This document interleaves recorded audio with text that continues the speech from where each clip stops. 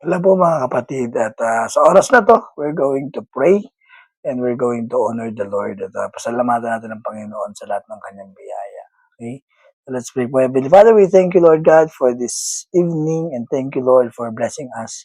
Thank you, Lord God, for taking care of us, and Lord, thank you for your protection that has been granted to us, oh God. Lord, we pray as we go to our bed, as we sleep, Lord God, patuloy po kaming humingi ng inyong gabay, and Lord, at ingatan niyo po kami. At bukas, Lord God, ay magbigay ito ng kalakasan sa amin. Lord, even sa mga may karamdaman sa oras na ito, we are praying for your healing, O God, na gumamit po kayo ng ways or Lord God, yung kamay niyo po, Panginoon, you touch the people, Lord God, na mga may karamdaman upang sila po ay gumaling.